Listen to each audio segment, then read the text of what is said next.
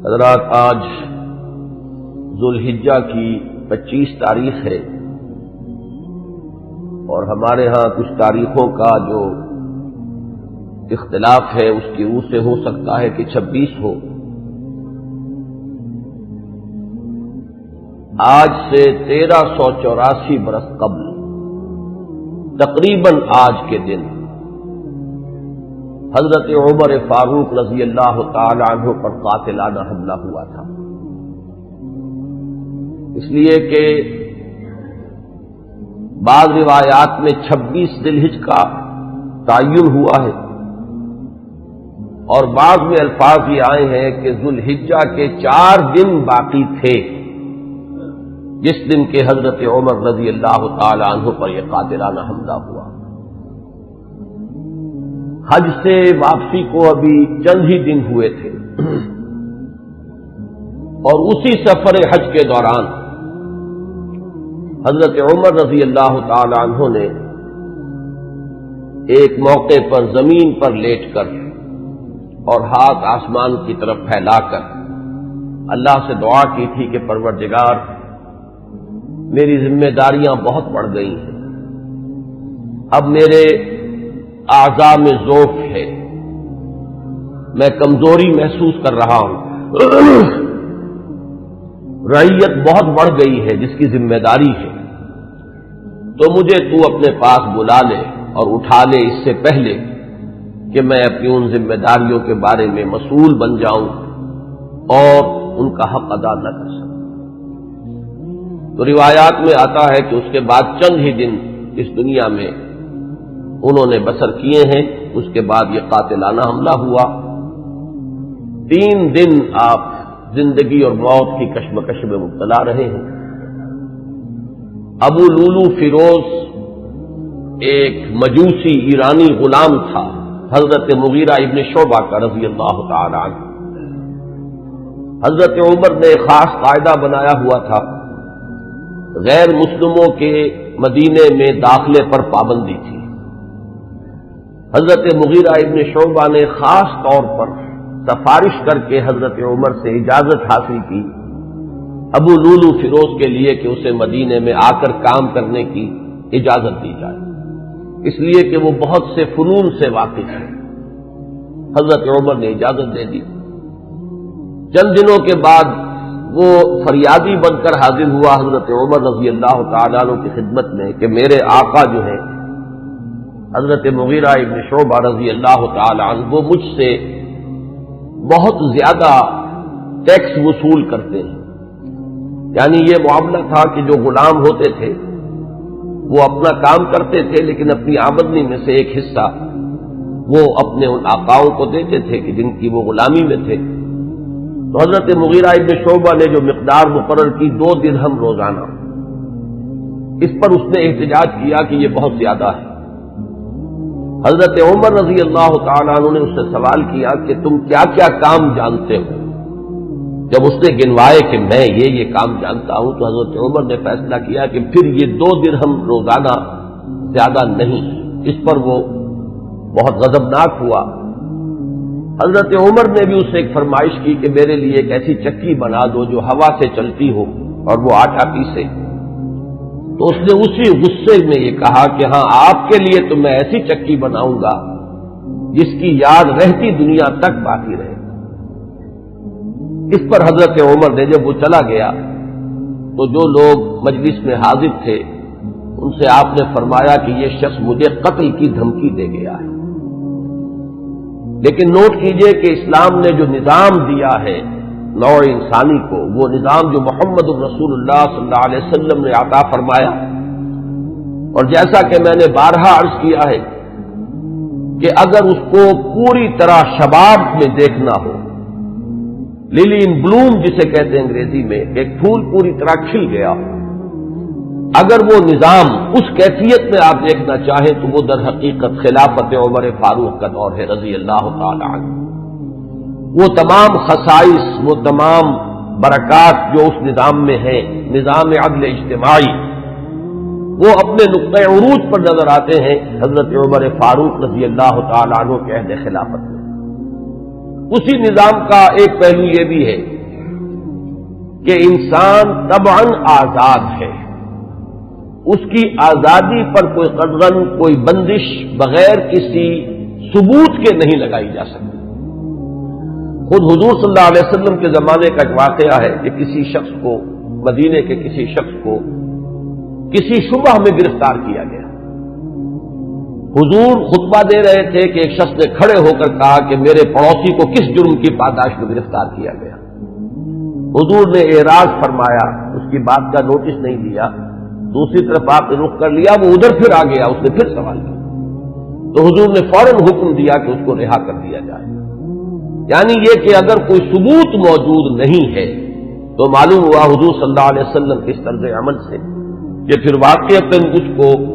گرفتار رکھنا، اسیری میں رکھنا، محبوس رکھنا پھر یہ صحیح نہیں ہے، بلکہ اس کو رہا کر دیا جانا چاہیے۔ یہی معاملہ ہمیں نظر آتا ہے اپنی اس آخری تکمیلی شان میں کہ حضرت عمر یقین کے ساتھ یہ بات کہہ رہے ہیں کہ یہ شخص مجھے قتل کی دھمکی دے گیا ہے، اور عمر فاروق رضی اللہ تعالی عنہ کوئی عام انسان نہیں ہے۔ 10 برس سے زائد عرصہ ہو چکا ہے کہ اسلام کی چکی جو چل رہی ہے تو اس کے مرکز جو ہے اس کے، جیسے کہ میں نے مثال دی تھی کہ حضرت علی رضی اللہ تعالی عنہ نے جب ایک موقع پر فارس کے محاذ پر، ایران کے محاذ پر صورتحال کچھ مخدوش ہو گئی تھی تو حضرت عمر نے یہ ارادہ کیا تھا کہ وہ خود محاذ پر جائیں اور مسلمان افواج کی کمان خود کریں، تو حضرت علی نے مخالفت کی تھی اور انہوں نے مشورہ دیا تھا اور یہ الفاظ فرمائے تھے کہ آپ کا اپنی جگہ سے ہل جانا یہ تو پورے اس نظام کے درہم برہم کرنے کا سبب بن سکتا ہے، اور یہی تشبیہ دی تھی کہ چکی اسی وقت تک چلتی ہے جبکہ اس کی وہ کلی اپنی جگہ پر قائم رہے، تو آپ کی مثال تو اس پورے نظام کے لیے اس کلی کسی ہے۔ تو 10 برس تک وہ چکی جو ہے گھوم رہی تھی اسی شخصیت کے گرد، اور کتنے فتوحات کا دائرہ کہاں سے کہاں تک پہنچا تھا، اتنی بڑی کوئی سلطنت اس سے پہلے تاریخ انسانی میں کبھی وجود ہی میں نہیں آئی تھی، لیکن یہ کہ اس کے باوجود کہ اتنی عظیم سلطنت کے ذمہ دار ترین فرد ہیں حضرت عمر، میں حاکم کا لفظ استعمال نہیں کرنا چاہتا اس لیے کہ یہ لفظ بھی ہمارے اس نظام عدل اجتماعی کے ساتھ مناسبت نہیں رکھتا، نہ وہ حاکم تھے نہ حکمران تھے، وہ تو سید القوم خادمہم کی کامل مثال جو ہو سکتی ہے وہ حضرت عمر فاروق ہے رضی اللہ تعالی عنہ، لیکن یہ کہ اس نظام کی ذمہ دار ترین شخصیت ہے حضرت عمر، لیکن انہوں نے اپنے حفاظت کا کوئی اہتمام نہیں کیا، کوئی باڈی گارڈ کا انتظام نہیں کیا، دوسری طرف یہ کہ اس شخص کو قید نہیں کیا، اسے مدینے سے شہر بدر نہیں کیا، بلکہ یہ کہ چونکہ یقین ہے اس بات پر کہ زندگی اور موت اللہ کے ہاتھ میں ہے، لہذا وہ ہمیں نظر آتا ہے کہ ایک طرف توکل اس کی یہ شان ہے، دوسری طرف فراست کا یہ عالم ہے کہ اس کے اس جملے کی بات آپ نے پالی ہے کہ یہ مجھے قتل کی دھمکی دے گیا ہے، تیسری طرف اسلامی نظام میں لوگوں کی آزادی کا جو عالم ہے وہ نمایاں ہو رہا ہے، ایک ایسے شخص کو جس کے بارے میں شک ہے اس کو گرفتار نہیں کیا جا رہا، اس کے خلاف کوئی تعدیبی کارروائی نہیں ہو رہی۔ بہرحال اس شخص نے چند ہی دن کے بعد فجر کی نماز جب حضرت عمر فاروق ادا کرنے کے لیے آگے بڑھے ہیں اور آپ نے نیت باندھی، یہ شخص پہلی صف میں موجود تھا اور اس کا خنجر جو ہے 2 دھاری خنجر، دونوں طرف اس کے جو ہے وہ دھار تھی، اس کو اس نے حضرت عمر رضی اللہ تعالی عنہ پر جو وار کیے تو 6 وار حضرت عمر پر اس نے پے بپے کیے، حضرت عمر گر گئے رضی اللہ تعالی عنہ۔ حضرت عبد الرحمن ابن عوف نے مختصر ترین صورتوں کے ساتھ پھر وہ نماز فجر ادا کروائی۔ نماز کا یہ عالم ہے کہ یہ نہیں ہوا کہ وہ درہم برہم ہو گیا ہو نظام، لیکن یہ کہ چونکہ جیسے کہ میں ابھی یہ لفظ استعمال کر رہا تھا کہ اس وقت جو وہ نظام مملکت تھا یا نظام حکومت تھا اس میں مرکزی حیثیت حضرت عمر فاروق کی تھی رضی اللہ تعالی عنہ، اسی طرح اسلام کے نظام میں یہ اقامت صلاۃ ہے کہ اس کی وہی اہمیت ہے کہ اگرچہ حضرت عمر فاروق زخمی ہو گئے، گر گئے، لیکن جماعت کا نظام تو درہم برہم نہیں ہوا ہے، نماز ادا کی گئی ہے 2 رکعتیں جو ہیں مختصر ترین قرات کے ساتھ۔ پھر لوگوں نے اس کو پکڑنے کی کوشش کی ہے تو اس نے مزید وار کر کے 13 افراد کو اور زخمی کیا۔ ایک شخص جب اس طریقے سے بکھرا ہوا ہو اور دوسرے لوگ تیار نہ ہو تو صورتحال سمجھ میں آتی ہے۔ ان میں سے 6 حضرات جو ہے وہ شہید ہو گئے۔ معاملہ صرف حضرت عمر کا نہیں، پکڑنے کی جب کوششیں ہر طرح سے ناکام ہو گئی تو کسی عراقی شخص کے بارے میں آتا ہے کہ اس نے کوئی کپڑا کمبل وغیرہ اس کے اوپر ڈالا ہے، تب وہ قابو میں آیا ہے، لیکن پھر اس نے فوراً خودکشی کر لی۔ حضرت عمر رضی اللہ تعالیٰ عنہ نے سوال کیا، جیسے ہی آپ اس قابل ہوئے کہ سوال کر سکیں کہ میرا قاتل کون ہے، جب بتایا گیا کہ وہی ابو لولو فیروز ہے تو آپ نے اللہ کا شکر ادا کیا کہ اللہ کا شکر ہے کہ میرا قاتل کوئی مسلمان نہیں ہے، یعنی جو بات کے 12-13 برس بعد ہونے والی تھی۔ حضرت عثمان رضی اللہ تعالیٰ عنہ کے قاتلین وہ جو بھی آپ انہیں کہیں نام نہاد مسلمان تھے، کلمہ گو تھے، وہ محمد الرسول اللہ صلی اللہ علیہ وسلم کا کلمہ پڑھنے والے تھے، کلمہ شہادت کو انہوں نے اپنے لیے ڈھال بنایا۔ اس سے جو فتنہ شروع ہوا ہے جس کو میں اس سے پہلے بیان کر چکا ہوں کہ الفتنۃ الکبریٰ، سب سے بڑا فتنہ جو ہے وہ حضرت عثمان رضی اللہ تعالیٰ عنہ کی شہادت سے شروع ہوا ہے۔ اس سے پہلے یہ معاملہ اگرچہ حادثۃ الکبریٰ تو اسے آپ کہہ سکتے ہیں، بہت بڑا حادثہ ہے، لیکن یہ ہے کہ اس سے کسی فتنے کا آغاز نہیں ہوا، بلکہ یہ کہ اس کے بعد بھی وہ چکی اسی طرح چلتی رہی۔ کم و بیش 10 برس ہے حضرت عثمان رضی اللہ تعالیٰ عنہ کے عہد خلافت کے کہ وہ بھی اسی شان کے حامل ہے، وہی یکجہتی ہے، وہی امن و امان ہے، اسی طرح فتوحات کا سلسلہ جاری ہے، انقلاب محمدی علی صاحب الصلاۃ والسلام کا سیلاب جو ہے وہ بڑھ رہا ہے اسی شان سے،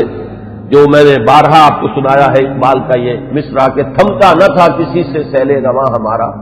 تو کم و بیش 10 برس اس کے بعد یہ کیفیت جاری رہی ہے، تو اس سے کسی بڑے فتنے کا آغاز نہیں ہوا۔ حضرت عمر رضی اللہ تعالیٰ عنہ پر یہ قاتلانہ حملہ ہوا ہے 26 یا یہ کہ 25، 26، 27 ان میں سے کوئی تاریخ ہوگی،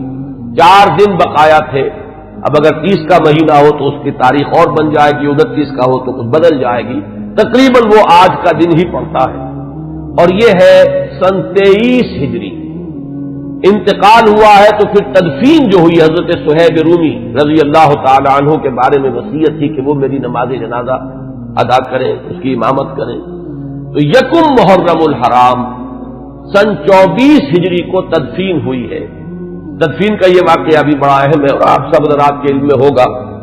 کہ حضرت عمر نے اپنے صاحبزادے عبداللہ ابن عمر رضی اللہ تعالی عنہما کو بھیجا حضرت عائشہ کی خدمت میں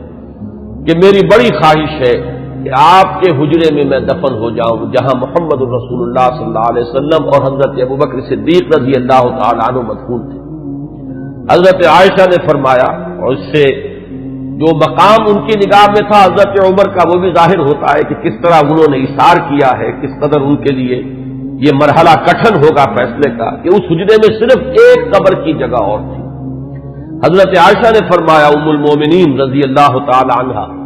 کہ یہ جگہ میں نے اپنے لیے مخصوص کی ہوئی تھی، میں چاہتی تھی کہ میں خود یہاں دفن ہوں، اور اس میں کوئی حرج نہیں تھا، اس لیے کہ حضور دفن تھے وہاں، وہ آپ کے شوہر تھے، حضرت ابوبکر دفن تھے، وہ ان کے والد تھے، لیکن میں عمر کو اپنی ذات پر ترجیح دیتی ہوں، لہذا میں اجازت دیتی ہوں کہ حضرت عمر کو وہاں دفن کر دیا جائے۔ جب حضرت عمر کے پاس واپس آئے حضرت عبداللہ ابن عمر اور آپ نے پوچھا ہے کہ کیا جواب لائے، اور جواب دیا گیا کہ اجازت ہو گئی ہے، تو فرمایا کہ یہ آخری آرزو تھی زندگی کی، اللہ کا شکر ہے کہ وہ پوری ہو گئی۔ یہ جو حادثہ فاجعہ ہے، جہاں تک اس کے تاریخی پس منظر کا تعلق ہے وہ میں نے بارہا بیان کیا ہے، اور وہ در حقیقت سمجھ میں آتا ہے فلسفہ انقلاب کی روشنی میں۔ اگر فلسفہ انقلاب سامنے ہو تو یہ تمام واقعات جو ہے آئسولیٹڈ ایونٹس کی حیثیت سے پھر سامنے نہیں آتے، علیحدہ علیحدہ واقعات اور حوادث نہیں ہے، بلکہ یہ کہ ان کے مابین ایک ربط جو ہے وہ سامنے آ جاتا ہے۔ یہی فرق ہے تاریخ اور فلسفہ تاریخ میں۔ تاریخ اپنی جگہ ایک شعبہ علم ہے اور فلسفہ تاریخ اپنی جگہ ایک مستقل فن ہے۔ تاریخ میں واقعات جو ہے وہ پیش نظر ہوتے ہیں، اور فلسفہ تاریخ جو ہے وہ ان واقعات کا پس منظر، ان کے اسباب و علل، ان کے عواقب و نتائج، پھر ان کے مابین ربط اور تعلق جو ہے وہ ان کو تلاش کرتا ہے۔ ظاہر بات ہے کہ اس دنیا میں جو حوادث رونما ہوتے ہیں، جو واقعات ہیں، کوئی نہ کوئی ان کے اسباب کا سلسلہ ہوتا ہے، کہ جیسے آپ کو معلوم ہے کہ فساد خون ہے تو پھوڑا کہیں ادھر نکل آیا، کہیں ادھر نکل آیا، کہیں ٹانگ پہ نکل آیا، کہیں بازو پر نکل آیا، تو وہ علیحدہ علیحدہ پھوڑے نظر آتے ہیں، لیکن یہ کہ ایک طبیب جانتا ہے کہ در حقیقت یہ ایک ہی مرض ہے جس کا کہ یہ ظہور ہو رہا ہے، سبب ایک ہے، یہ سلسلہ اندر جو ہے جڑا ہوا ہے۔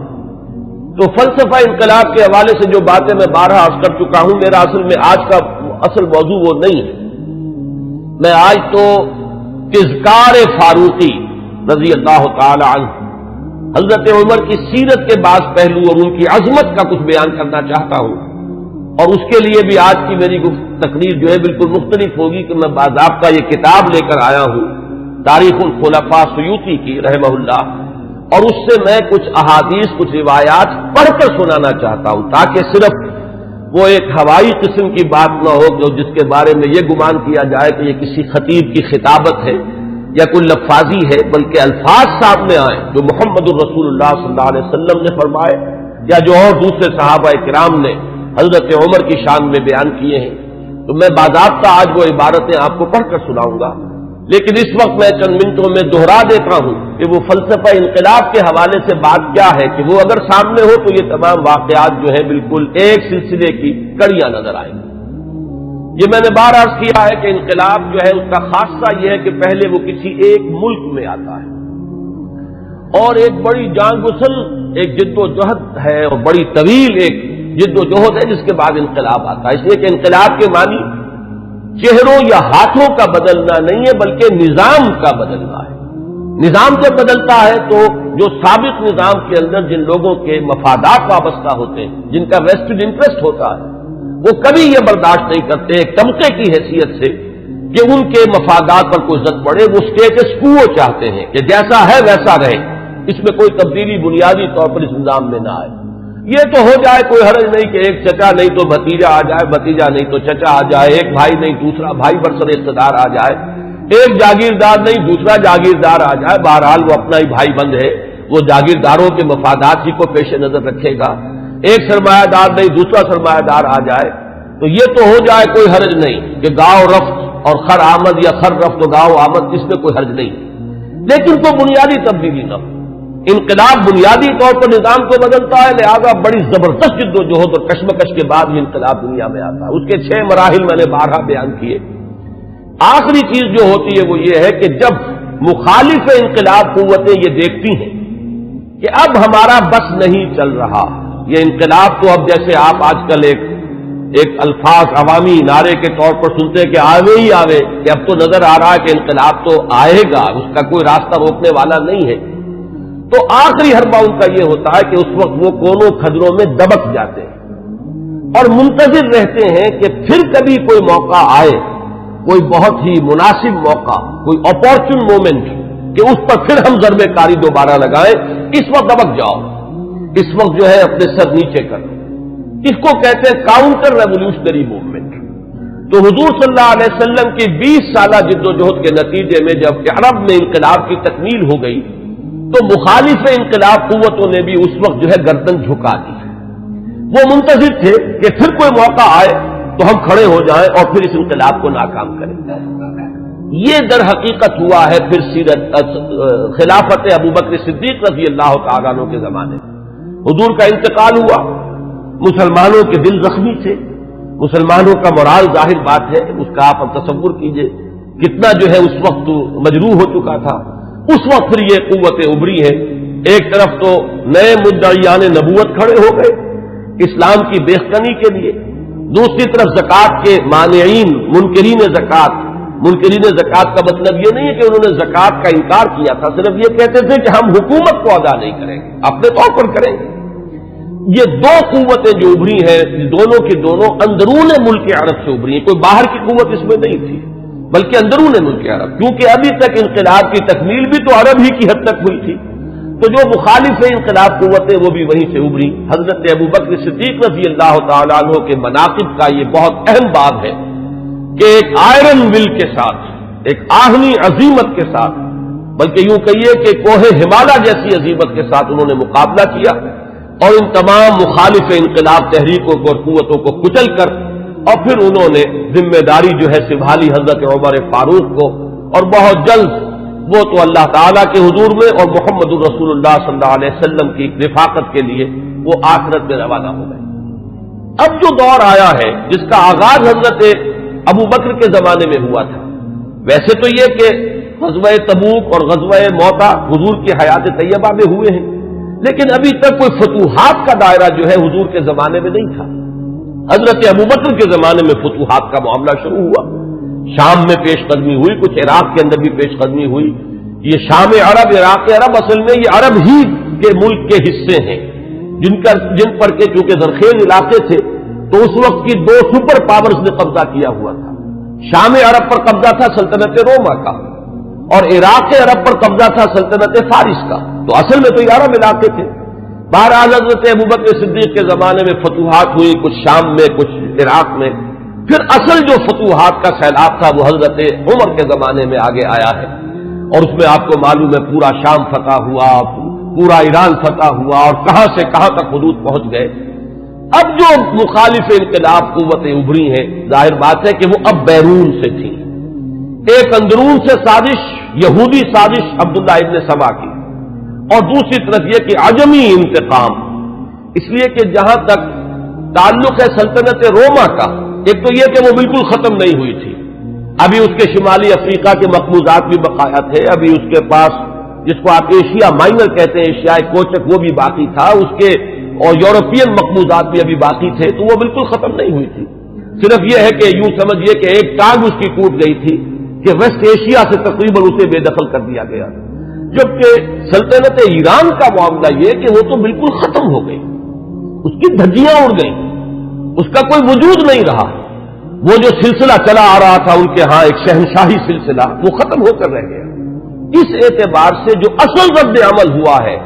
اس مرحلے پر وہ ایران کی طرف سے ہوا ہے۔ ایرانی ویسے بھی شاہ پرست اور نسل پرست لوگ ہیں، ان کے اندر اپنی نسل کی برتری کا اور عربوں کی تحقیر کا جذبہ جو ہے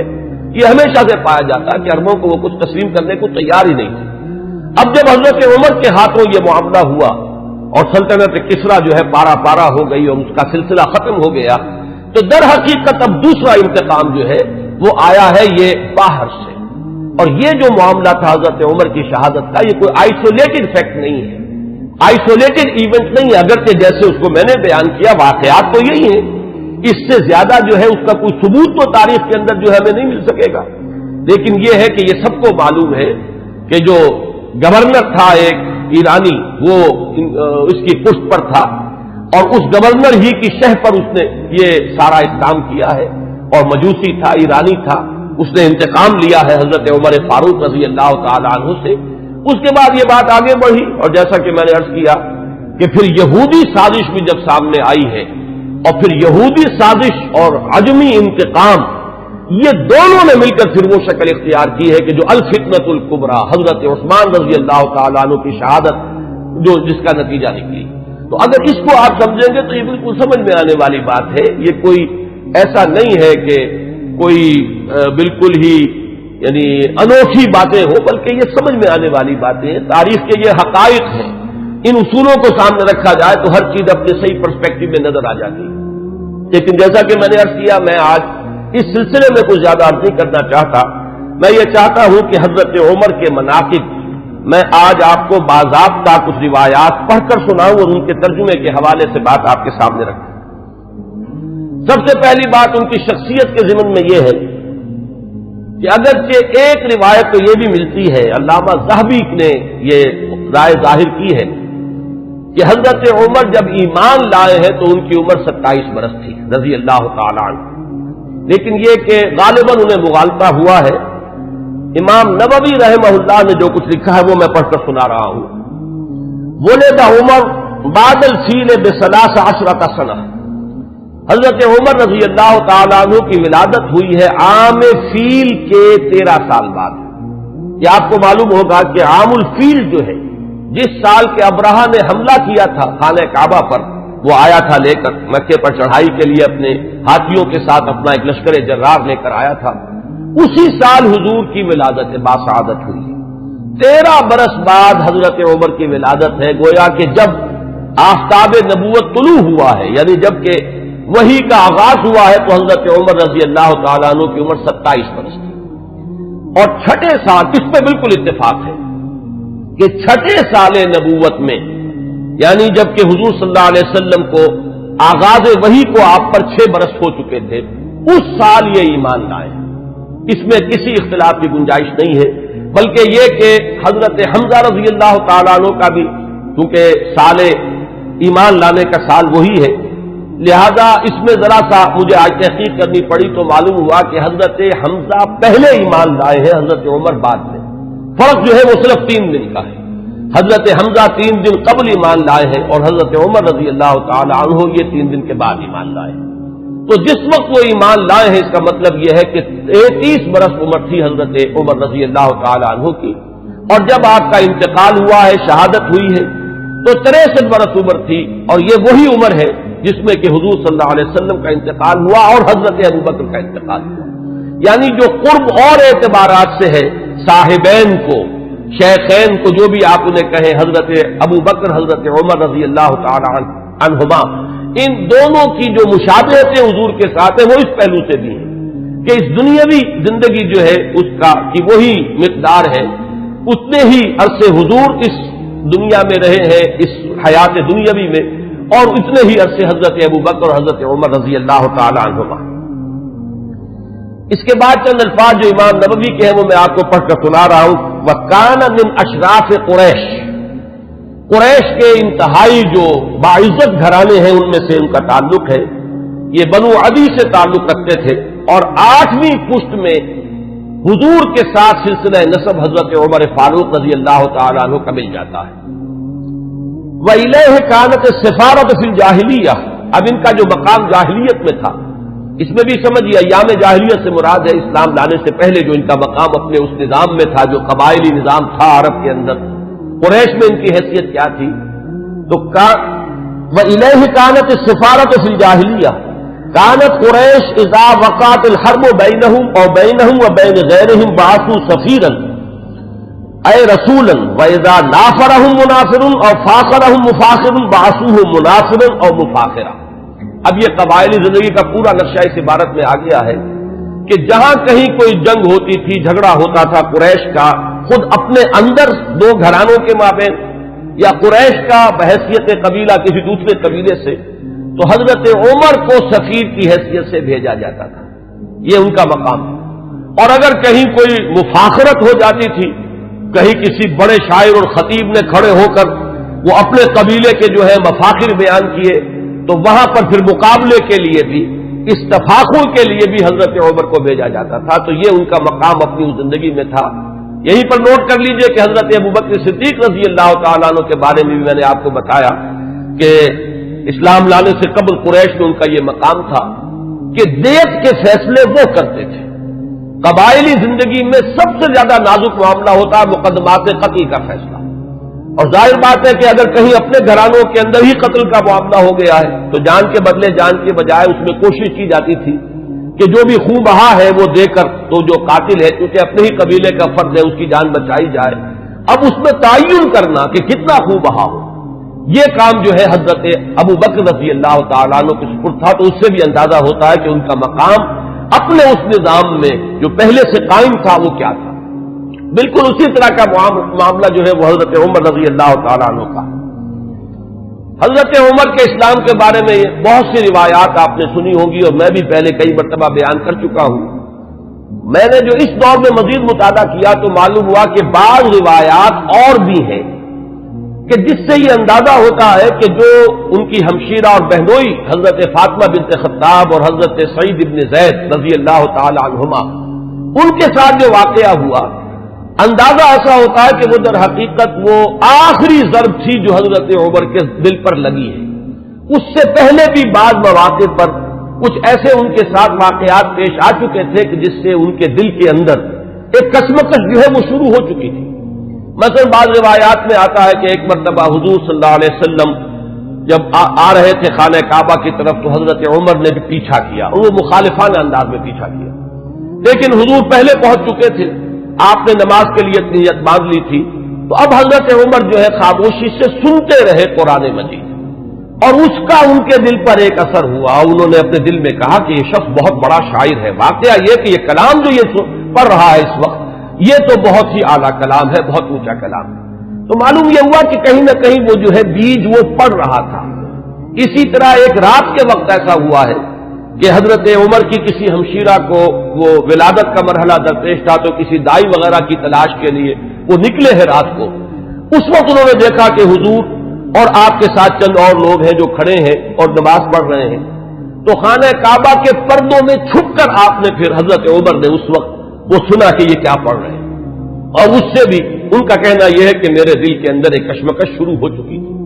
یہ بات جو ہے نفسیاتی اعتبار سے سمجھ میں آتی ہے۔ بسا اوقات ایسا ہوتا ہے کہ ایک شخص کے اوپر ایک کسی حقیقت کا انکشاف ہو رہا ہے تدریجاً، لیکن ابھی وہ جو پچھلی عصبیتیں ہیں، اپنے آبائی عقائد یا اپنے آبائی دین کے ساتھ جو ایک جذباتی تعلق ہے، وہ ابھی اتنا مضبوط ہے کہ ریزسٹ کر رہا ہے، اندر ہی اندر وہ کشمکش جو ہے وہ جاری ہے۔ لیکن ان روایات سے یہ معلوم ہوتا ہے کہ وہ واحد واقعہ نہیں ہے جو اس وقت ہوا، بلکہ یہ کشمکش ہو رہی تھی۔ وہ آخری بات جو ہے جسے میں تشبیہ کہا کرتا ہوں کہ غبارے کو پھاڑنے والی چیز جو ہے وہ تو وہی واقعہ ہے جو حضرت فاطمہ کے ساتھ یعنی ان کے ہمشیرہ کے ساتھ پیش آیا ہے، ان کے اور ان کے بہنوئی اور بہن کے مابین، کہ حضرت عمر تو نکلے تھے فیصلہ کر کے کہ بس اب تلوار ننگی لے کر کہ حضور کا میں خاتمہ کر کے گھر واپس آؤں گا اور جو ہونا ہے ہو لے، لیکن یہ کہ یہ جو کلکل ہو رہی ہے اور یہ جھگڑا جو قریش کے اندر ہو گیا ہے، گھر گھر جو ہے فساد ہے، باپ بیٹے سے جدا ہو رہا ہے، بھائی بھائی سے کٹ گیا ہے، بیوی شوہر سے علیحدہ ہو رہی ہے، تو یہ فساد ہم کب تک برداشت کریں گے؟ تو جو اس فساد کا سبب ہے اس کو ختم کر دیا جائے، پھر دیکھا جائے گا جو ہوگا۔ یہ جو میں کہہ رہا ہوں جو دیکھا جائے گا جو ہوگا، اس میں بھی جب تک قبائلی پس منظر سامنے نہ ہو یہ بات سمجھ میں نہیں آئے گی کہ جو چیز انہیں روک نہیں تھی حضور کے خلاف اقدام کرنے پر قریش کو، کفار قریش کو، وہ یہی بات تھی کہ حضور کا جو گھرانہ ہے بنی ہاشم وہ حضور کے پشت پر تھا، اور قبائلی زندگی میں یہ ہوتا ہے کہ اب عقیدہ جو ہے بہرحال بنو ہاشم کے فرد ہے اور خاندان کی حمایت حاصل ہے۔ اگر حضور کے خلاف کوئی اقدام کرتے تو بنو ہاشم ان کی مدافعت میں اور ان کے ساتھ جو ہے میدان میں آ جائیں گے۔ نتیجہ یہ نکلے گا کہ قریش کے دو گھرانے آپس میں ٹکرا جائیں گے، یا قریش کے مابین جو ہے ان کے اپنے اندر جو ہے ایک کشمکش شروع ہو جائے گی، اور یہ چیز جو ہے جیسے کہ ایک عام محاورہ بھی ہے کہ house divided amongst itself can not stand, تو ہمیں جو مقام حاصل ہے پورے عرب میں، جو سیادت اور قیادت اور چودراہٹ ہماری چل رہی ہے، اگر ہم آپس میں لڑ پڑے تو پھر وہ ہماری قیادت اور سیادت جو ہے چودراہٹ وہ ختم ہو جائے گی۔ یہ روک تھا قریش، جو کفار قریش ہے ان کے راستے میں یہ رکاوٹ تھی کہ حضور کے خلاف کوئی اقدام نہیں کر رہے تھے۔ بالآخر حضرت عمر نے طے کیا اب جو ہو سو ہو، اب تو میں یہ کام کر کے رہوں گا۔ اس وقت وہ چلے ہیں، لیکن یہ کہ درمیان میں بعض روایات میں نام آتا حضرت حذیفہ رضی اللہ تعالی عنہ، اور غالباً یہ ابو سفیان کے بیٹے ہیں جو ایمان لا چکے تھے۔ حضرت عمر کو معلوم نہیں تھا، انہوں نے جب دیکھا کہ تیمر جو ہے بہت ہی اس وقت عمر کے بدلے ہوئے ہیں، پوچھا کیا معاملہ ہے؟ کہ میں جا رہا ہوں کہ آج تو بس فیصلہ چکا کے آؤں گا اور محمد کو میں قتل کر دوں گا صلی اللہ علیہ وسلم۔ انہوں نے بڑی حکمت سے کام لے کر رخ موڑ دیا کہ تم پہلے اپنے گھر کی خبر تو لو، تمہاری بہن اور تمہارے بہنوں ہی مان لا چکے۔ اب جو جلال کا عالم ہوا ہوگا عمر کا رضی اللہ تعالیٰ عنہ، اس کا آپ اندازہ کیجئے، جس قدر غضبناک ہو کر وہ گئے ہیں، اور دروازہ جو ہے وہ دھڑدھڑایا تو وہ اندر اس وقت جو ہے حضرت خباب بن الارت آئے ہوئے تھے رضی اللہ تعالیٰ عنہ، اور وہ انہیں سورہ طٰہٰ ابھی نازل ہوئی تھی، تو میاں بیوی جو ہے حضرت سعید ابن زید اور فاطمہ بنت خطاب جو ان کی زوجہ ہے حضرت سعید کی، انہیں وہ سورہ طٰہٰ پڑھا رہے تھے، تو اسی میں یہ پہنچ گیا، اندازہ ہو گیا عمر ہے، تو انہوں نے چھپایا حضرت خباب کو تو کہ ان کے تو آتے ہی شاید تھر ہی قلم کر دے، میں تو پھر بھی بہن ہوں، اور یہ شوہر جو ہے نہ صرف یہ کہ بہنوئی ہے بلکہ چچا زاد بھائی ہے، اس لیے کہ حضرت عمر کے والد خطاب اور دادا نفیل ہی کے بیٹے تھے حضرت زید۔ میں حضرت اس لیے کہہ رہا ہوں اگرچہ وہ حضور پر وحی کے آغاز سے پہلے جو ہے ان کا انتقال ہو گیا، لیکن موحد کامل تھے وہ، اور ان کے بیٹے حضرت سعید، تو یہ چچا زاد بھائی ہیں آپس میں، تو چچا زاد بھائی بھی ہے بہنوئی بھی ہے، تو کچھ نہ کچھ بات تو کرے گا۔ لیکن یہ کہ خباب بن الارت رضی اللہ تعالیٰ عنہ اس کا تو جو ہے سر قلم کر دیتے حضرت عمر، لیکن یہ کہ بہرحال اس کے بعد جو واقعہ وہ آپ نے اکثر نے سنا ہوگا، مارنا شروع کیا، بہنوئی کو مارا، لہو لہان کر دیا، بہن آئی ہے درمیان میں، اس کے ایک تھپڑ زور کا مارا ہے کہ پورا چہرہ جو ہے وہ خون سے آلودہ ہو گیا۔ اس حالت میں انہوں نے پھر جو ایک عزیمت کا اظہار کیا کہ عمر چاہے تم ہمیں جان سے مار دو، لیکن یہ کہ اب یہ دین جو ہم نے اختیار کیا ہے، جس حق کا دامن ہم نے تھاما ہے، اب ہم اسے اپنے ہاتھ سے دینے کے لیے تیار نہیں۔ اس وقت اصل میں وہ آخری ضرب جس کو میں کہتا ہوں، وہ آخری ضرب اس وقت لگی ہے حضرت عمر کے دل پر، اور انہوں نے پھر یہ پوچھا کہ کیا پڑھ رہے تھے، مجھے بتاؤ تم وہ کلام کون سا ہے۔ اب حضرت فاطمہ کی جرأت دیکھیے رضی اللہ تعالی عنہ، ان کا کہ نہیں تم نجس ہو، مشرک ہو، پہلے تم پاک ہو تب لا یمسہ الا المطہرون۔ ان روایات میں یہ الفاظ آئے ہیں کہ استدلال کیا ہے اسی آیت سے حضرت فاطمہ نے کہ یہ کلام وہ کلام ہے سورہ واقعہ میں جو آیات آئی ہیں کہ انہ لقرآن کریم فی کتاب مکنون لا یمسہ الا المطہرون، اسے ہاتھ نہیں لگا سکتے۔ تو وہ صحیفے تھے اور آگ سے تھے کچھ جن پر لکھی ہوئی تھی سورہ طٰہٰ، انہوں نے غسل کیا اور پھر وہ جیسے جیسے پڑھتے گئے معلوم ہوا کہ وہ حجابات جو رہے سہے تھے وہ بھی اترتے چلے گئے، تانا بانا جو ہے دل دھلتا چلا گیا، اور وہ پھر اس کے بعد حاضر ہوئے ہیں تو دروازے پر بیت ارقم میں جہاں حضور اس وقت مقیم تھے، دروازے پر حضرت حمزہ کا نام بھی آتا ہے کہ حضرت حمزہ بھی وہاں پہرے پر تھے جبکہ حضرت عمر پہنچے ہیں، لیکن یہ کہ پھر وہ ایمان لائے۔ تو یہ واقعہ جو ہے اور حضرت عمر کے مزاج کے بارے میں، یہ صدیقین اور شہداء اور ان کے خاص مزاج، یہ میں تفصیلاً پہلے بیان کر چکا ہوں، اس لیے اسے نہیں دہرا رہا۔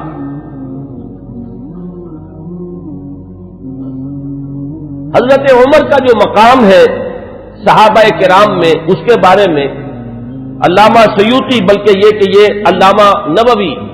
جو شارح ہیں مسلم شریف کے، ان کے الفاظ میں اب آپ کو سنا رہا ہوں۔ هو احد السابقین الاولین واحد العشرۃ المشہود لهم بالجنہ واحد الخلفاء الراشدین واحد اصحاب النبی علیہ الصلوۃ والسلام، اور آخری الفاظ اہم ترین ہیں واحد کبار علماء الصحابۃ والزہادہم۔ باقی چیزیں تو آپ کے علم میں ہیں، سابقون الاولون میں سے ہیں۔ اکثر کا اتفاق یہ ہے کہ حضرت عمر جس وقت ایمان لائے ہیں تو لگ بھگ 40 افراد اس وقت تک ایمان لا چکے تھے، لیکن بہرحال یہ سابقون الاولین میں ان کا شمار ہے۔ پھر یہ کہ 10 جن کے بارے میں کہ حضور نے صراحت کے ساتھ جنت کی بشارت دی ہے اس دنیا ہی میں،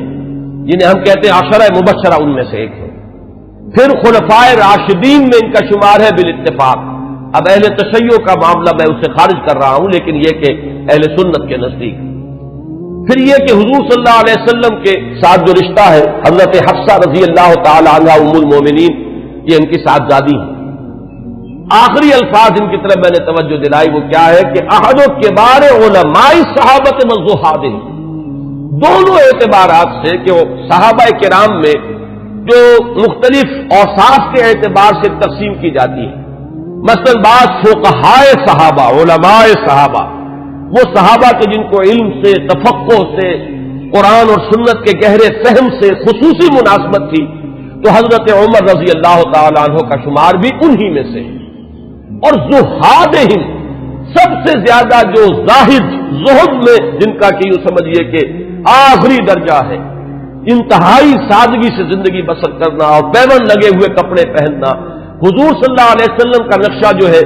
جو مدنی زندگی میں ہمیں نظر آتا ہے، ابتدائی مکی دور جو ہے اس میں تو حضور صلی اللہ علیہ وسلم کے لیے خاصی آسائشیں تھی اللہ تعالیٰ نے جو پیدا کر دی تھی، اس لیے کہ حضرت خدیجہ رضی اللہ تعالیٰ عنہ سے شادی کے بعد سہولتیں تھیں، اس لیے کہ وہ بہت دولت مند مالدار خاتون تھی۔ لیکن مدنی دور میں جو اصل آپ کی یوں سمجھیے کہ دنیاوی، اگر اسے لفظ اقتدار سے ہم موسوم کریں تو دنیاوی اقتدار کا دور جو ہے آپ کا، وہ تو مدنی دور ہے اگر دنیا کے اعتبار سے اصطلاح کا استعمال کیا جائے، اگرچہ حضور صلی اللہ علیہ وسلم کے لیے لفظ مجھے موضوع معلوم نہیں ہوتا، لیکن اس وقت جو آپ نے فقر اختیاری جو ہے، جو اس کا ہمیں سیرت مطہرہ کے اندر جو ہے مظاہرہ ملتا ہے کہ آپ نے اپنے اختیار سے فقر اور درویشی کی زندگی اختیار کی، اس میں بتمام و کمال حضرت عمر فاروق اور حضرت ابوبکر صدیق رضی اللہ تعالی عنہما، یہ دونوں بھی بالکل عکس کامل نظر آتے ہیں حضور صلی اللہ علیہ وسلم کے اس صحبت کا۔ تو وہ صحابہ کرام میں سے علماء اور فقہاء میں بھی چوٹی کے جو ہے ان میں ان کا شمار ہے، حضرت علی ان میں ہے، حضرت عائشہ ان میں ہے، مختلف جو ہے یہ حضرات ہیں ان میں حضرت عمر ہے۔ پھر زہاد میں بھی جو سب سے زیادہ فقراء صحابہ کا جو نقشہ تھا، حضرت عمر نے اپنے اختیار سے وہی نقشہ اپنی زندگی میں اختیار کیا۔ कुल 539 अहादीस हैं जो हजरत उमर से बढ़वी। लेकिन जो खास बात नोट करने की है कि उनसे जो अजल्ला सहाबा हैं, जलील कद्र सहाबा, हजरत उस्मान ने उनसे रिवायत की, हजरत अली ने उनसे रिवायत की, हजरत तलहा ने उनसे रिवायत की, साद इब्न अबी वक्कास ने उनसे रिवायत की, अब्दुर्रहमान इब्न औफ उनसे रिवायत करने वाले हैं, इब्न मसऊद, हजरत अबू जर, अम्र इब्न अबसा और उनके बेटे खुद हजरत उमर के साहिबजादे अब्दुल्ला, इब्न अब्बास, इब्न जुबैर, अनस, अबू हुरैरा और अम्र इब्न आस, अबू मूसा अशरी, ये सहाबा किराम हैं जिन्होंने हजरत उमर से रिवायत की। बात समझ लीजिए कि जाहिर बात है कि हुजूर की सोबत में हर वक्त तमाम सहाबा तो नहीं रहते थे। अब एक वक्त में हजरत उमर है और हजरत उमर ने हुजूर से कोई बात सुनी है, बाकी सहाबा उस वक्त मौजूद नहीं है, तो सहाबा भी एक दूसरे से रिवायत करते हैं। ये नहीं है कि सहाबी से सिर्फ ताबी रिवायत करेगा, बल्कि सहाबा भी कि जो एक दूसरे से जो रिवायत करते हैं कि जो बात उन सहाबी ने जो रावी है हुजूर से बराह रास्त सुनी है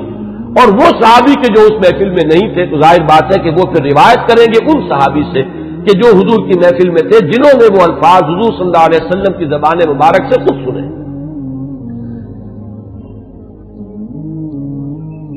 दो रिवायात अब मैं आपको सुना रहा हूं हजरत उमर के इस्लाम के ज़िमन में जो हुजूर की दुआ मंकूल है। एक दुआ जो है इसमें मशहूर है, आम तौर पर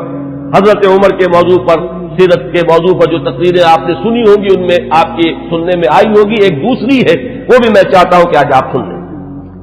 पहली रिवायत इमाम तिरमिज़ी रहमतुल्लाह अलैह लाए है और इसके रावी हजरत अब्दुल्लाह इब्न उमर है रज़ी अल्लाह तआला अन्हुमा। अन्ना नबी अलैहिस्सलातु वस्सलाम क़ाल, हुजूर सल्लल्लाहु अलैहि वसल्लम ने फरमाया, अल्लाहुम्मा अइज़्ज़िल इस्लाम बिअहब्बि हाज़ैनि अर्रजुलैनि इलैक उमर इब्न अल-खत्ताब और बेअबी जहल इब्न हिशाम। और इसी रिवायत को तिबरानी ने हजरत इब्न मसऊद और हजरत अनस रज़ी अल्लाह तआला अन्हुमा से रिवायत किया। गोया कि ये तीन रिवायतें हैं, लेकिन ये कि सनद के एतबार से जो इमाम तिरमिज़ी की रिवायत है वो चूंकि ऊंची है लिहाजा मतन उसका दिया है। बाकी ये रिवायत जो है तिबरानी लाए है हजरत अब्दुल्लाह इब्न मसऊद से और हजरत अनस से रज़ी अल्लाह तआला अन्हुमा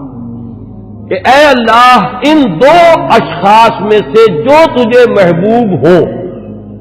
उसके इस्लाम के जरिए से इस्लाम को इज्जत अता फरमा। कौन है वो दो अशखास? हजरत उमर रज़ी अल्लाह तआला अन्हु,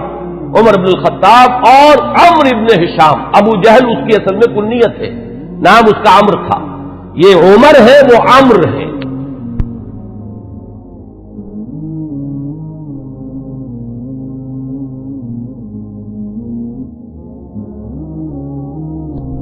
अम्र इब्न अल-आस, वाव आएगा उसमें, लेकिन वो अमरू नहीं है बल्कि अम्र है। अम्र इब्न अल-आस, ये अम्र इब्न हिशाम था। मैं इससे पहले बयान कर चुका हूं कि हुजूर ने इन दोनों को क्यों सामने रखा, ये ज़हन में रखिए। इसको मैं इस वक्त यहां बयान नहीं करूंगा कि शख्सी औसाफ के एतबार से शुजाअत, बहादुरी, जिस चीज को तस्लीम कर ले फिर उसके लिए गर्दन कटवाने के लिए तैयार हो जाना। एक वो लोग होते हैं जो हकीकत को तस्लीम भी कर लेते हैं, लेकिन ये कि फिर भी वो आगे नहीं बढ़ते, पीछे ही रहते, बच बच कर चलते हैं और वो अपना दामन जो है बचाकर जो है किसी चीज का साथ भी देते हैं तो तहफ्फुज़ात के साथ देते हैं। एक वो लोग होते हैं जो बात कबूल कर ले फिर हर के बाद आबाद, अब गर्दन भी कटवा देंगे, जान दे देंगे। इन एतबारात से मुशाबहत है हजरत उमर की शख्सियत में और अबू जहल की शख्सियत में। उसने भी गर्दन कटवा दी बिलफेल अपने उस दीन बातिल के लिए, और उसकी जो वो कैफियत है वो बारहा मेरे बयान में आप सुन चुके हैं कि जब गर्दन काटी जा रही थी तब भी उसने ये कहा था कि मेरी जरा नीचे से गर्दन काटना, ताकि जब उसको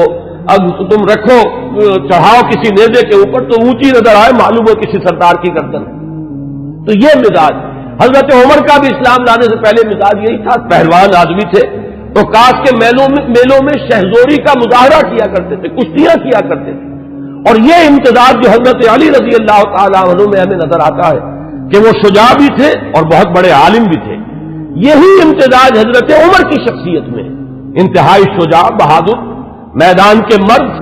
कुश्तियां लड़ने वाले, मुकाबला करने वाले, और फिर यह कि बहुत बड़े माहिर अंसाब। ये बहुत बड़ा इल्म था उस वक्त, बहुत बड़े नाकिद और जो अशार के महासिन हैं उनको परखने वाले, उसके बारे में राय देने वाले। और फुकहा में तो फिर जो उनका मकाम है वो आपको मालूम ही है कि ये सलाहियतें भी तमाम कमाल, ये इल्मी और ज़हनी सलाहियतें भी। اور پھر عملی جو ہے معاملہ وہ تو اظہر من الشمس ہے. تو اس اعتبار سے ابو جہل ایک پہلو سے مشابہ تھا اگر وہ بھی ایمان لے آتا. اور سورہ علق جو ہے قرآن مجید کے 30ویں پارے میں جس میں شروع میں 5 آیتیں وہ ہے کہ جو تقریباً اجماع ہے کہ وہ اولین وہی ہے جو حضور پر ہوئی ہے، اس میں جس شخص کا ذکر ہے وہ یہی ابو جہل ہے کہ اگر یہ شخص ایمان لے آتا تو کیا ہوتا.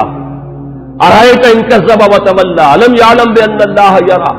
یہ شخص جو ہے جو حضور صلی اللہ علیہ وسلم کی مخالفت میں کمر بستہ ہے، اگر یہی شخص کہیں اسلام لے آتا تو واقعہ یہ کہ وہ عمر ثانی ہوتا، پھر حضرت عمر رضی اللہ تعالیٰ عنہ کے انداز کی اس کی شخصیت بھی ہوتی. تو یہ روایت جو ہے یہ تو بارہا آپ نے سنی ہوگی. اب ایک اور روایت میں آپ کو سنا رہا ہوں. اس کو امام حاکم نے حضرت عبداللہ ابن عباس رضی اللہ تعالیٰ عنہما سے روایت کیا ہے، اور اس کو امام طبرانی بھی لائے ہیں اپنی اوسط میں، تو وہ لائے ہیں حضرت ابو بکر سے روایت کر کے، اور اپنی کبیر جو ہے معجم الکبیر اس میں یہ حدیث ثوبان کی حیثیت سے آئی ہے. اس کے الفاظ سنیے. عن ابن عباس رضی اللہ تعالی عنہما ان النبی صلی اللہ علیہ وسلم قال اللہم اعز الاسلام بعمر بن الخطاب خاصتا. اس روایت میں ابو جہل کا نام نہیں ہے بلکہ خاص طور پر گویا کہ حضرت عمر ہی کے لیے حضور صلی اللہ علیہ وسلم دعا فرمائی اور اللہ تعالیٰ نے قبول فرمائی. اسی لیے ہمارے ہاں علماء حضرت عمر کے لیے لفظ استعمال کیا کرتے مراد رسول، کہ جن کے لیے خاص طور پر حضور صلی اللہ علیہ وسلم نے دعا کی ہے اور اللہ تعالیٰ نے آپ کی دعا کو شرف قبول عطا فرمایا ہے اور حضرت عمر بن الخطاب کو ایمان کی توفیق عطا فرمائی ہے.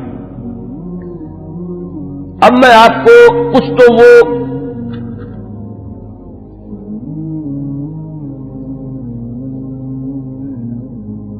اس سے پہلے کہ میں حضور صلی اللہ علیہ وسلم نے جو مناقب بیان فرمائے ہیں حضرت عمر کے وہ بیان کروں، چند اقوال بعض صحابہ کے. اخرج ابن سعد عن ذکوان قال قلت لعائشہ من سمى عمر الفاروق قالت النبی صلی اللہ علیہ وسلم. یہ ابن سعد طبقات ابن سعد کی روایت ہے ذکوان سے. وہ کہتے ہیں کہ میں نے حضرت عائشہ ام المومنین عائشہ صدیقہ رضی اللہ تعالیٰ عنہ سے سوال کیا یہ لفظ فاروق حضرت عمر کے نام کا جز کیسے بن گیا، کس نے نام رکھا فاروق حضرت عمر کا. حضرت عائشہ نے فرمایا خود حضور نے صلی اللہ علیہ وسلم. اس کی وجہ کیا ہے اگلے اقوال میں وہ آ جائے گی کہ جب حضرت عمر ایمان لائے تو پہلا شخص جس نے اپنے ایمان کا برملا اعلان کیا ہے اور جا کے نماز پڑھی ہے خانہ کعبہ میں کھلم کھلا وہ حضرت عمر ہے. گویا کہ انہوں نے حق و باطل کے مابین ایک حد فصل قائم کر دی، یا یوں کہیے کہ دو ادوار ہیں مکی دور میں، ان دو ادوار میں حد فاصل ہے، فرق کر دینے والے حضرت عمر ہیں. باقی بات صحابہ کے اقوال میں آپ کو اور سنا رہا ہوں تاکہ ان کی بھی آپ کے سامنے جو کنٹینٹ ہے واضح ہو جائے. واخرج ابن ماجہ والحاکم عن ابن عباس رضی اللہ عنہما. امام ابن ماجہ یہ تو آپ کو معلوم ہے کہ صحاح ستہ میں شامل ہے، اور امام حاکم نے روایت کیا ہے حضرت عبداللہ ابن عباس رضی اللہ تعالی عنہما سے قال وہ فرماتے ہیں لما اسلم عمر رضی اللہ عنہ نزل جبرائیل فقال یا محمد صلی اللہ علیہ وسلم لقد استبشر اہل السماء باسلام عمر.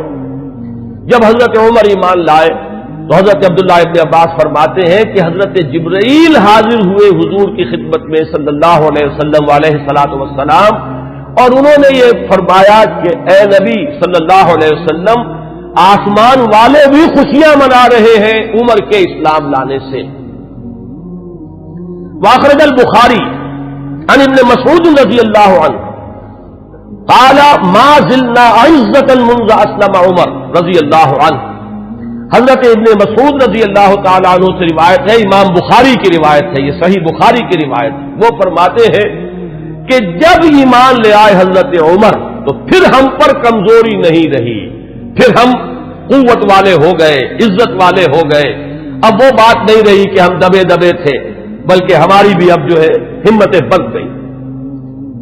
ابن سعد کی روایت ہے طبرانی اور ابن سعد کی ابن مسعود سے رضی اللہ تعالی عنہ، یہ ان کا قول ہے. کان اسلام عمر فتحا وکانت ہجرتہ نصرا وکانت امامتہ رحمتا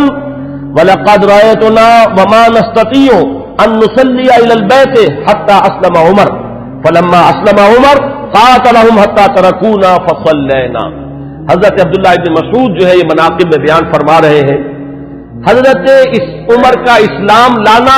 گویا کہ اسلام کی فتح تھی، ان کی ہجرت اسلام کی نصرت تھی،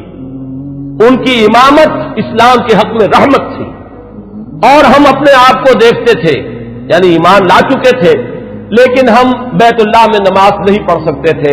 جب تک کہ عمر اسلام نہیں لے آئے۔ جب عمر اسلام لے آئے تو پھر انہوں نے مقابلہ کیا کفار کا، تو انہوں نے پھر ہم سے تعارض کرنا چھوڑ دیا، اب ہم نے بیت اللہ میں نمازیں پڑھنی شروع کر دی۔ یہی وہ لفظ ہے جس کی وجہ سے کہ حضرت عمر فاروق قرار پا رہے ہیں۔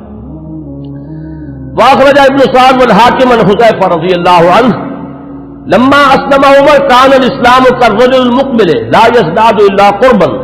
فلما قتل عمر كان الاسلام كالرجل المدبر لا يزداد الا بعدا۔ یہ بہت ہی حکیمانہ قول ہے حضرت حذیفہ کا رضی اللہ تعالی عنہ، اور اسے امام حاکم نے اور ابن سعد نے دونوں نے روایت کیا ہے۔ یہ حضرت حذیفہ فرما رہے ہیں کہ جب حضرت عمر اسلام لے آئے تو اسلام ایک آنے والے شخص کے مانند ہو گیا کہ جو شخص آ رہا ہو وہ ہر لحظہ آپ سے قریب تر ہوتا چلا جا رہا ہے۔ گویا کہ یہ اسلام کی ترقی کا ایک اور اسلام کے اقبال کا یہ ایک کی علامت بنا ہے حضرت عمر کا اسلام لانا۔ ولما قتل عمر، اور جب عمر شہید کر دیے گئے رضی اللہ تعالی عنہ، کان الاسلام كالرجل المدبر، تو اب اسلام ایک جانے والے شخص کے مانند ہو گیا، لا یزداد الا بعدا، کہ جو جانے والا ہے وہ ہر قدم جو اٹھاتا ہے وہ ہم سے اور دور ہوتا چلا جاتا ہے۔ گویا کہ اسلام کی عزت کا جو نقطہ عروج ہے، کلائمیکس ہے، وہ حضرت عمر کی ذات ہے کہ در حقیقت ان کے ساتھ ہی اسلام کا دور اقتدار شروع ہوا، غلبہ دور۔ وہ حدیث جو ہے بہت اہم ہے جو امام مسلم لائے ہیں حضرت ابو ہریرہ رضی اللہ تعالی عنہ سے، کہ حضور نے فرمایا بدا الاسلام غریبا وسیعود کما بدا فطوبى للغرباء۔ اسلام کا جب آغاز ہوا ہے تو وہ اجنبی سا تھا، لوگ اس کے جاننے پہچاننے والے نہیں تھے، کچھ اس کے ہمدرد و غمخوار نہیں تھے، بلکہ اصل میں تو مخالفت تھی، مقابلہ تھا۔ حضور نے فرمایا کہ اب اگرچہ دور آ گیا ہے کہ اسلام کو غلبہ حاصل ہو گیا، لیکن عنقریب اسلام پھر اسی حالت کو لوٹ جائے گا۔ تو تہنیت ہو، مبارکباد ہو، خوشخبری ہو ان لوگوں کے لیے جو جب اسلام حالت غربت کو پہنچ جائے تو وہ بھی اسلام کے دامن سے وابستہ رہے، چاہے وہ خود بھی لوگوں کے اندر جو ہے ان کو پہچانا نہ جائے، اجنبی ہو کر رہ جائیں، انہیں دقیانوسی کہا جائے، لیکن وہ اسلام کے دامن سے وابستہ رہے، ان کے لیے تہنیت اور مبارکباد ہے۔ اس حدیث میں سمجھیے تو یوں کہا جا سکتا ہے کہ حضرت عمر ہے وہ حد فاصل، کہ وہ بدا الاسلام غریباً سے اسلام کا جو دور اقتدار شروع ہو رہا ہے، غلبے کا دور، قوت اور عزت کا دور، وہ حضرت عمر کی ذات سے ہے، اور پھر جو ڈھلوان شروع ہو گئی ہے وہ بھی حضرت عمر رضی اللہ تعالیٰ عنہ کی شہادت سے۔ واخرج طبرانی عن ابن عباس رضی اللہ عنہما قال اول من جہر بالاسلام عمر بن الخطاب، سب سے پہلے جس شخص نے اسلام کا اعلان کیا علی الاعلان وہ حضرت عمر ہے۔ یہ حضرت عبداللہ ابن عباس رضی اللہ تعالیٰ عنہما کا قول ہے۔ ہجرت کے ضمن میں بھی ایک روایت ہے، میں چاہتا ہوں کہ اگرچہ اس کا ذکر پہلے بھی آیا ہے لیکن آج لفظاً میں سنا دینا چاہتا ہوں۔ اخرج ابن عساکر عن علی رضی اللہ عنہ، اس روایت کے راوی حضرت علی ہیں۔ قال ما علمت احد الحاجر الا مختفیا الا عمر بن الخطاب، حضرت عمر فرماتے میں نہیں جانتا کسی بھی شخص کو مگر یہ کہ اس نے ہجرت کی ہے خفیہ طریقے پر سوائے عمر بن الخطاب، یعنی جو بھی ہجرت کے لیے نکلتا تھا خفیہ طریقے سے نکلتا تھا، لوگوں کو معلوم نہ ہو جائے، خام خواہ راستہ روکیں گے، کوئی تکلیف پہنچائیں گے، سوائے حضرت عمر کے۔ اب آپ اس حضرت علی رضی اللہ تعالیٰ عنہ کی زبان سے حضرت عمر کی جو ہجرت ہے اس کا پورا واقعہ سنیے۔ فَإِنَّهُ لَمَّا هَمَّ بِالْهِجْرَةِ، اس لیے کہ جب حضرت عمر نے ارادہ کیا ہجرت کا، تَقَلَّدَ سَيْفَهُ، تو انہوں نے اپنی جو ہے تلوار جو ہے وہ لی، گردن میں ڈالی، وَتَنَكَّبَ قَوْسَهُ، اپنی کمان جو ہے وہ اپنے کندھے میں ڈالی، وَانْتَقَضَ فِي يَدِهِ أَسْهُمًا، اور اپنے ہاتھ میں تیر بھی لے لیے تیار کہ کمان سے کے ساتھ جو ہے وہ تیر جو ہے ہاتھ میں موجود ہو۔ وَأَتَى الْكَعْبَةَ، اور آئے وہ مسجد حرام میں کعبے کے پاس، وَأَشْرَافُ قُرَيْشٍ بِفِنَائِهَا، اور قریش کے بڑے بڑے سردار جو ہیں وہ کعبے کے صحن میں، یہی جس وقت مسجد حرام کہلاتی ہے، خانہ کعبہ تو وہی گھر ہے اس کے ساتھ جو صحن ہے یہ فنا ہے اس کا صحن ہے. فطاف سبعا، تو 7 چکر لگائے حضرت عمر رضی اللہ تعالیٰ عنہ نے اسی کیفیت کے اندر خانہ کعبہ کے. ساتھ ہی آپ کو معلوم ہوگا اشواط ہوتے ہیں جب عمرے کے لیے یا حج کے اندر جب بھی وہ طواف کیا جاتا تو ساتھ ہے. ثم صلی رکعتین عند المقام، پھر مقام ابراہیم کے پاس آ کر پورے سکون سے 2 رکعتیں پڑھی. ثم اتی حلقہم واحد واحدۃ، پھر جو لوگ بیٹھے ہوئے تھے ایک ایک کے پاس آ کر انہوں نے کہا فقالت شاہق الوجوہ، لوگ چہرے جو ہے وہ کملا گئے،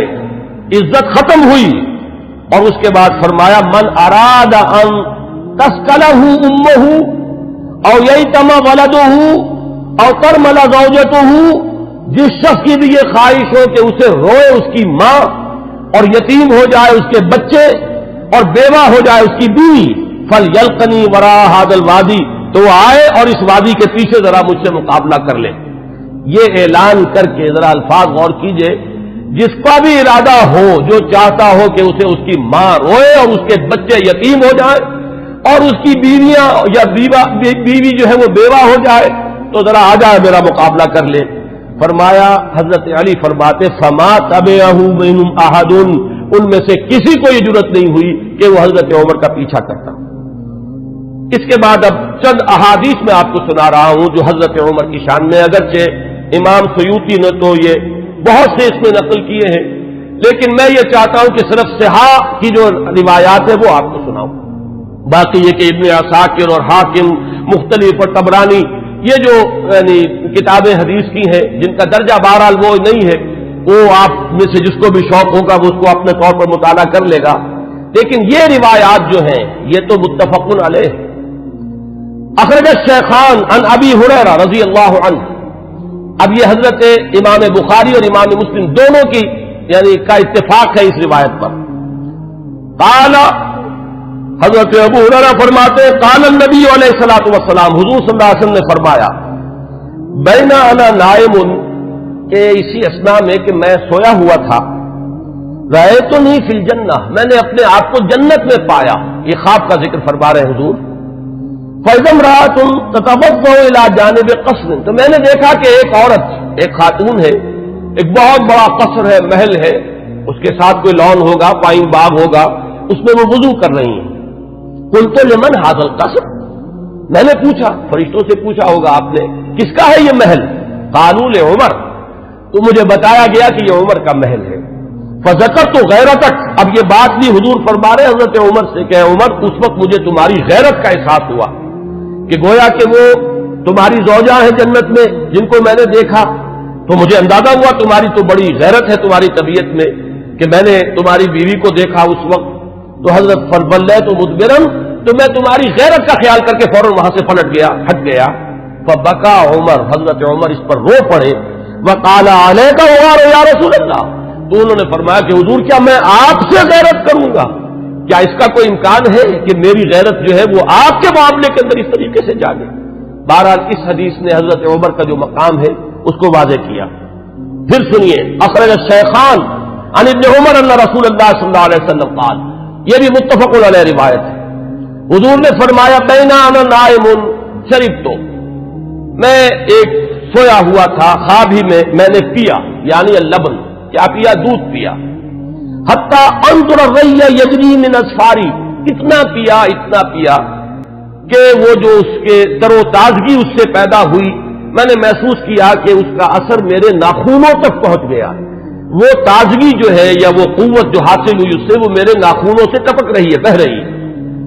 ثم ناولتہ عمر، پھر میں نے وہ پیالہ جو ہے وہ عمر کو دے دیا. قالوا فما اولتہ یا رسول اللہ، صحابہ نے پوچھا حضور آپ نے اس خواب کی کیا تعبیر کی؟ قال العلم، حضور نے فرمایا وہ پیالہ وہ علم کا پیالہ ہے جس سے میں نے سیر ہو کر پیا، اور پھر میں نے وہ پیالہ عمر کے حوالے کر دیا اور اس نے اس سے پیا. پھر سنیے تیسری حدیث، اخرجہ الشیخان، پھر اس حدیث کے راوی بھی دونوں ہیں امام بخاری امام مسلم. عن ابی سعید الخدری رضی اللہ عنہ، حضرت ابو سعید خدری فرماتے ہیں قال سمعت النبی صلی اللہ علیہ وسلم، حضور صلی اللہ علیہ وسلم سے میں نے خود سنا، یقول، یہ فرماتے ہوئے بینا انا نائم رأیت الناس عرضوا علی وعلیہم قمص، میں سویا ہوا تھا، میں نے دیکھا بہت سے لوگ میرے سامنے پیش کیے گئے، انہوں نے قمیصیں پہنی ہوئی ہیں لیکن ان قمیصوں کا سائز جو ہے بڑا مختلف ہے۔ فمنها ما یبلغ الصدع، ان میں سے کچھ ایسے بھی تھے کہ جن کی قمیضیں صرف سینے تک پہنچتی تھیں۔ ومنها ما یبلغ دون ذلك، بہت سے ایسے تھے جن کی قمیضیں لمبی تھیں، اس سے زیادہ تھیں۔ وعرض علی عمر، اور اب میرے سامنے عمر کو پیش کیا گیا، وعلیہ قمیص یجرہ، ان پر اتنی لمبی قمیص تھی، اتنی لمبی قمیص پہنی ہوئی تھی، زیب تن کیے ہوئے تھے کہ وہ اسے گھسیٹ رہے تھے، یعنی وہ پیچھے پیچھے جو ہے، جیسے کہ پچھلے زمانے کے اندر بادشاہوں کا رواج ہوتا تھا ان کے، اور یہ ہمارے ہاں بھی جو جانگلیوں میں آپ نے دیکھا ہوگا تہمت جو ہے وہ زمین میں گھسٹتا ہوا چلے اپنے فخر اور غرور کے اظہار کے لیے، وہ نقشہ جو ہے کہ وہ اپنے اس قمیص کو گھسیٹ رہے ہیں۔ قالا، تو لوگوں نے پوچھا، قالو فما اولتہ یا رسول اللہ، حضور آپ نے اس کی کیا تعبیر فرمائی؟ قالا دین، حضور نے فرمایا دین ہے یہ، لوگوں کے حصے میں دین کے مختلف حصے آئے ہیں، کسی کے پاس بہت ہے، کسی کے پاس کم ہے، کسی کے پاس زیادہ ہے۔ حضرت عمر رضی اللہ تعالی عنہ کو اللہ تعالیٰ نے دین کی دولت سے جس درجے سرفراز فرمایا وہ اس حدیث میں اس تمثیل سے واضح ہوئی۔ پھر سنیے، یہ بھی پھر متفق علیہ روایت ہے، یہ میں چاہتا ہوں کہ آپ حضرات کے سامنے یہ چیزیں آئیں تو اس پوری سند کے ساتھ آئیں، کس درجے کی یہ روایات ہے، یہ کہانیاں نہیں ہیں، یہ صرف زور خطابت نہیں ہے کہ جو لوگ اپنے انداز کے اندر آپ حضرات کے سامنے بیان کرتے ہوں، بلکہ یہ کہ یہ حقائق ہیں وہ کہ جو ہمارے ہاں مستند ترین، اب ظاہر بات ہے کہ قرآن کے بعد مستند ترین ہمارے ہاں تو یہی دو کتابیں ہیں، صحیحین، صحیح بخاری اور صحیح مسلم، اس میں کسی کو بھی اہل سنت میں کسی شک و شبے کی گنجائش نہیں، اور ان کی یہ متفق علیہ روایات ہے۔ اس کے راوی حضرت سعد بن ابی وقاص رضی اللہ تعالی عنہ قال قال النبی علیہ الصلوۃ والسلام یا ابن الخطاب، حضرت سعد بن ابی وقاص فرماتے ہیں کہ حضور صلی اللہ علیہ وسلم نے فرمایا، اے خطاب کے بیٹے رضی اللہ عنہ، والذی نفسی بیدہ ما لقیک الشیطان سالکا فجا قط الا سلک فجا غیر فجک، اے خطاب کے بیٹے میں یہ دیکھتا ہوں کہ جس راستے سے تو چل رہا ہوتا ہے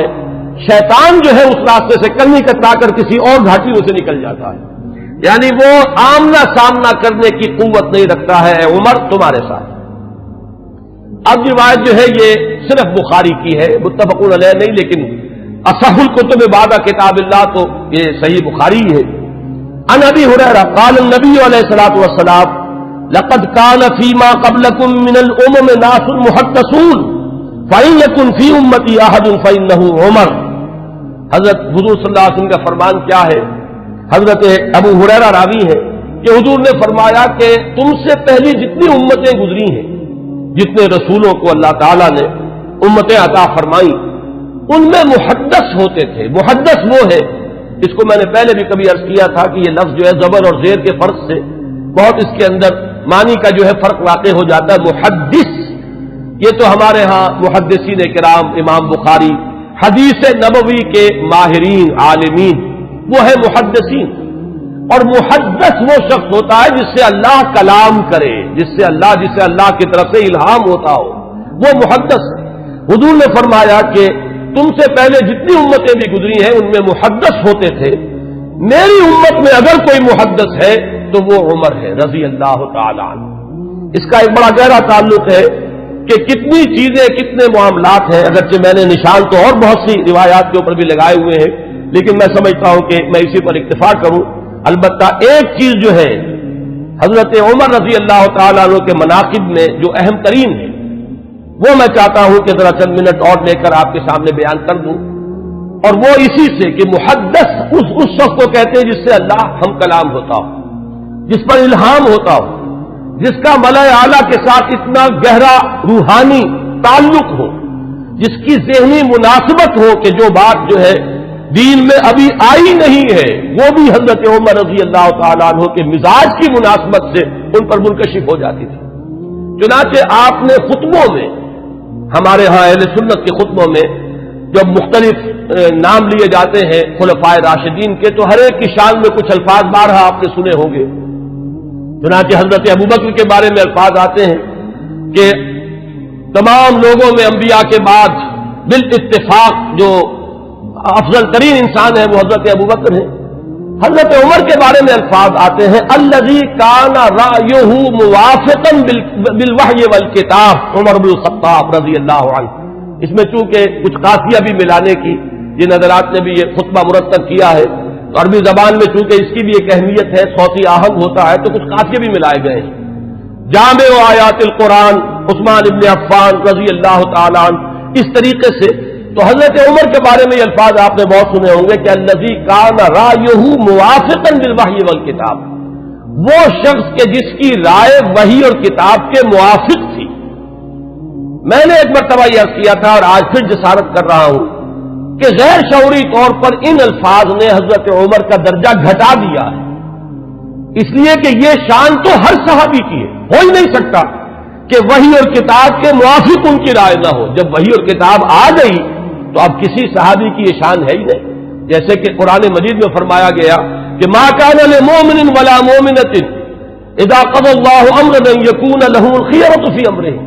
جب اللہ اور اس کے رسول کی طرف سے کوئی فیصلہ صادر کر دیا جائے پھر کسی مومن اور مومنہ کے لیے یہ ممکن ہی نہیں ہے کہ اس کے بعد بھی وہ کوئی اپنا اختیار سمجھے اور اپنی کوئی رائے علیحدہ رکھے. تو اس حد تک تو حضرت عمر کی بات بھی اگر ہے تو وہ تو تمام صحابہ کے ساتھ ہے. اصل شان تو یہ ہے کہ الذی کان الوحی والکتاب موافقا برأیہ. حضرت عمر کی شان یہ ہے کہ وحی اور کتاب نازل ہوئی ہے ان کی رائے کی موافقت میں. ایک رائے ان کی طرف سے پہلے آئی ہے اور کلام اللہ میں وہ حکم اس کے مطابق نازل ہو گیا ہے. ظاہر بات ہے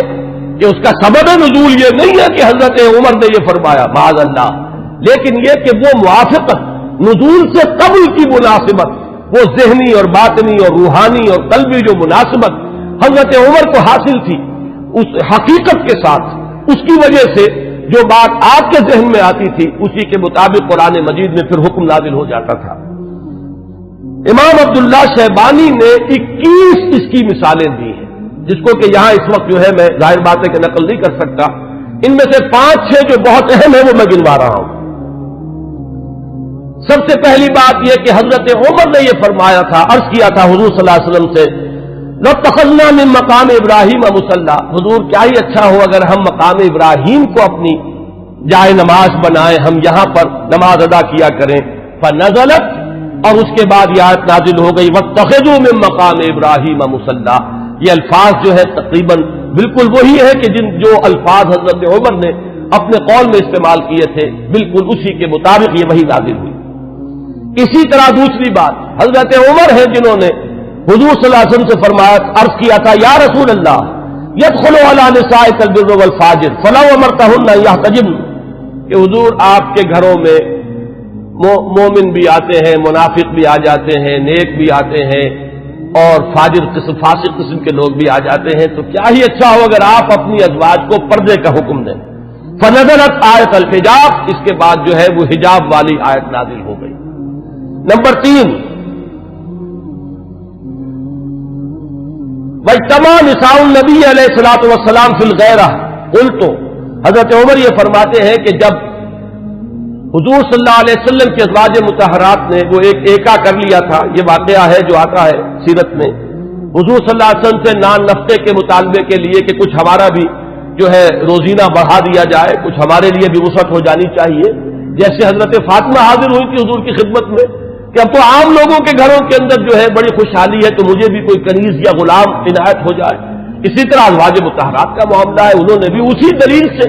کہ اب تو عام لوگوں کے گھروں کے اندر بڑی خوشحالی ہو گئی ہے تو کچھ نہ کچھ ہمیں بھی وسعت اور کشادگی کا انتظام کر دیا جائے. تو جب یہ معاملہ ہوا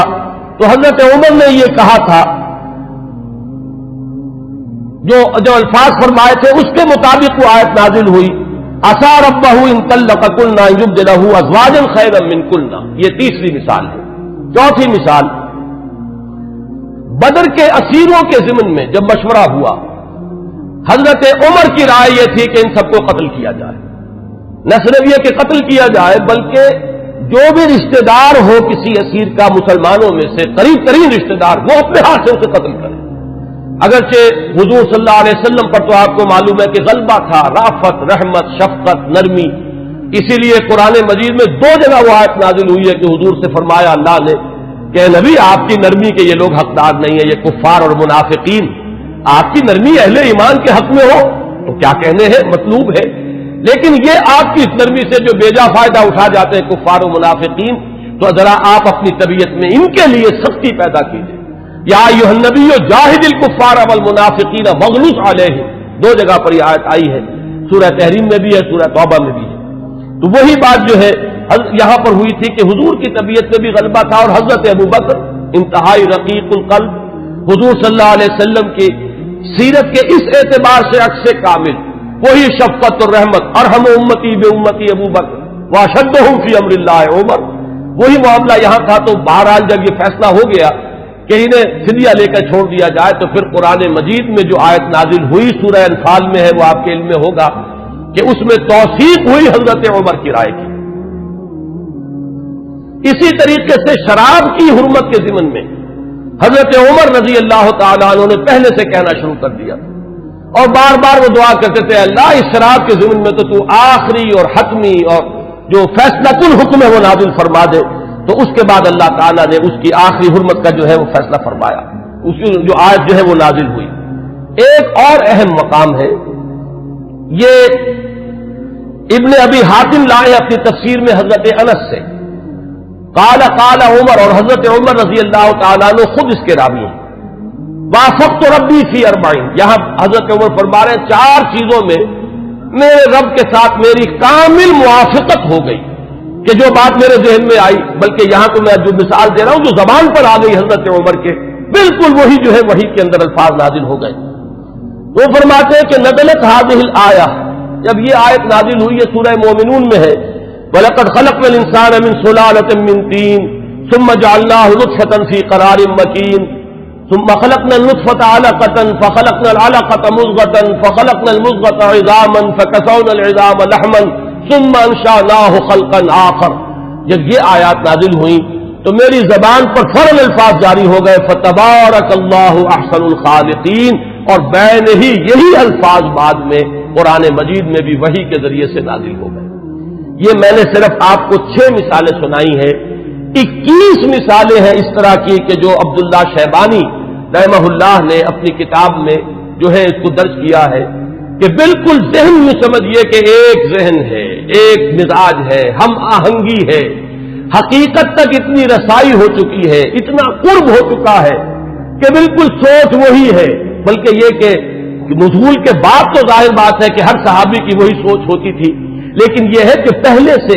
ذہن کا اس درجے ہم آہنگی اختیار کر لینا، یہ حضرت عمر رضی اللہ تعالیٰ عنہ کے مناقب میں سے یہ بھی ایک بہت اہم پہلو ہے۔ آج اسی پر اتفاق کر رہا ہوں۔ آئندہ کے بارے میں میرا ایک خیال ہے، جمعے کی ان تقاریر کے ضمن میں ایک رہتا ہے مسئلہ کہ اب کس موضوع کو اختیار کیا جائے۔ میرا ارادہ یہ ہے کہ آئندہ سے جو سب سے اہم اور بنیادی موضوع ہے ہمارے دین کا، ایمان اور اس کی حقیقت اور اس کے لوازم اور اس کے تقاضے، اور اس میں بڑی اہم بحثیں ہیں کہ ایمان کا عمل سے کوئی تعلق ہے یا نہیں، اور ہے تو کیا ہے، ایمان کا لازمی نتیجہ جہاد ہے یا نہیں، وہ اس کے لیے کیا دلیل ہے، ایمان کا مادہ کیا ہے، اس کے لفظی معنی کیا ہے۔ میں انشاءاللہ تعالیٰ ایک سلسلہ تقاریر اس موضوع پر شروع کروں گا تاکہ جو بنیادی ہمارے دینی تصورات ہیں ان میں اگر کہیں کوئی کمی ہے تو وہ اللہ تعالیٰ اس کے ذریعے سے پوری کر دے، اور پھر ہمارے اندر وہ جذبہ ابھرے کہ جو ایمان کے اصل تقاضے ہیں ان کو ہم ادا کرنے کے لیے کمر بستہ ہو جائیں۔ اقول قولی ھذا واستغفر اللہ لی ولکم ولسائر المسلمین والمسلمات۔